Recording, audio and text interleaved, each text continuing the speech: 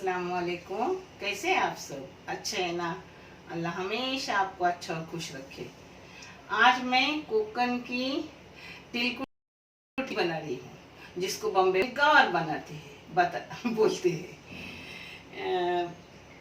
पता है ये हर तरह की बनती है, मगर फेमस खास शादी वगैरह में कोई कारखाना बाहर का हो तो तिलकुट की बाउची बनाई जाती है। जिसका तिलकुट बनाते वो भी एक बार मैं आपको वीडियो करके बताऊंगी। अभी तो सिर्फ बनाती कैसे वो बता रही हूँ। उसको लगने वाली चीजें ये है 1.5 किलो गवार बाउची। कोकन के लोग हम बाउची बोलते हैं, बम्बई में गवार बोलते हैं। जिसको मैंने साफ की ऐसे टुकड़े किए और धो धा के 2-3 बार ली हूँ। एक मिर्ची है और एक करी पत्ता है। ये जो बना रही हूँ कोकन का है, मगर मेरे अपने तरीके से थोड़ा कोकन से हटके है। मेरा हर चीज में थोड़ा अलग रहता है। एक कोतंबीर है ऊपर से जाएगी। एक प्याज है 1.5 किलो। इसमें से थोड़ा प्याज रहेगा, 1.5 किलो के हिसाब से लूंगी, ज्यादा है काटा हुआ तो थोड़ा रहेगा। ये तिलकुट है, ये हल्दी है, ये नमक है। अब मैं करते वक्त आपको सब बताऊंगी। ये तेल है,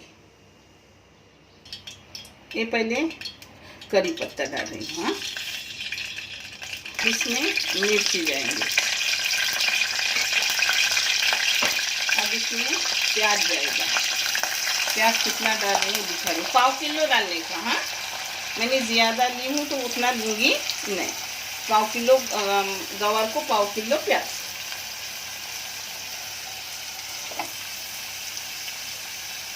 ये देखो इतना रखी, 1.5 किलो के हिसाब से ले ली।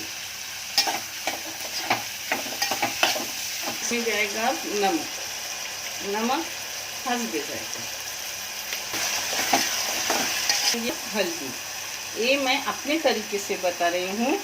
इंशाल्लाह एक बार कोकन के तरीके से बताऊंगी, मगर मेरे बच्चों को मैं ऐसा करती हूँ तो पसंद आती है।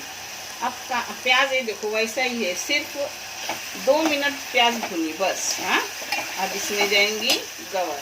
कोकन में गवार उबाल कर लेते हैं, मैं ऐसे ही लेती हूँ। अपने प्याज में वो नरम हो जाती है, इसलिए प्याज ज़्यादा नहीं करती। 1-2 मिनट उसको बगाड़ती और उसमें सीधा गवार डालती हूँ, फिर वो उसी में नरम हो जाता है। और कोकन में इसमें टमाटर नहीं डालते, मैं टमाटर भी डालती हूँ।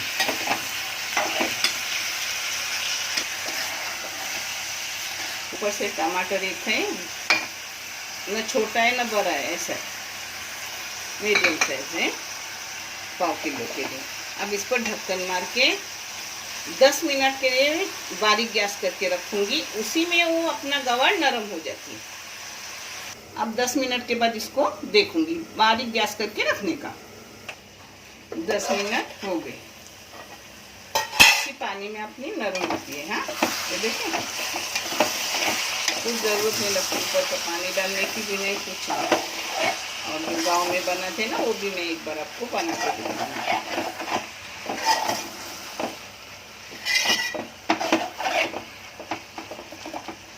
10 मिनट में अपनी गवार देखो हो गई नरम, एकदम नरम। गरम है ना तो नहीं चल रही, नरम हो गई। हाँ, अब इसमें डालूंगी तिलकुट। तिलकुट का इंशाल्लाह मैं जल्दी आपको वीडियो डाल दूंगी। तिलकुट डालने के बाद 5 मिनट रखूंगी और फिर बंद कर दूंगी।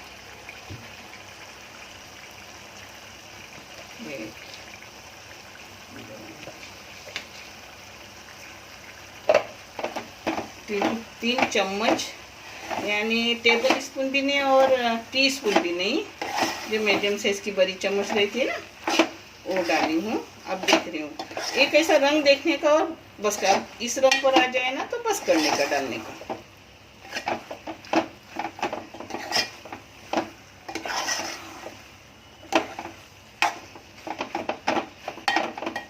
इसमें नमक डाली हूँ क्योंकि मेरे तिलकुट में नमक कम है, इसलिए डाली हूँ।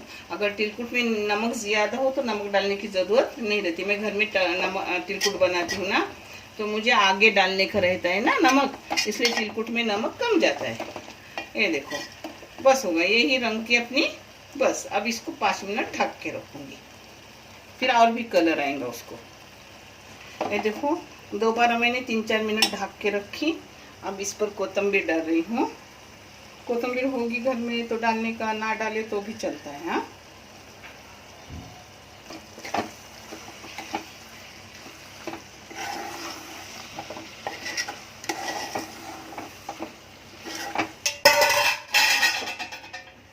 अपना गवार हो गया। अब इसको प्लेटिंग करके आपको दिखा रही हूँ। अपनी गवार बावची जो भी बोले हो गई। ये बहुत टेस्टी भी रहती है और हेल्दी भी रहती है, क्योंकि तिलकुट हेल्दी है और झटपट भी हो जाती है। ये दाल चावल के साथ भी अच्छी लगती है, गोश्त और शिकोड़ी धान उसके साथ भी अच्छी लगती है, कोरमा पुलाव के साथ भी अच्छी लगती है और रोटी के साथ भी अच्छी लगती है। जिसके भी साथ चाहो खाओ, बहुत बेहतरीन है। अल्लाह हाफिज़।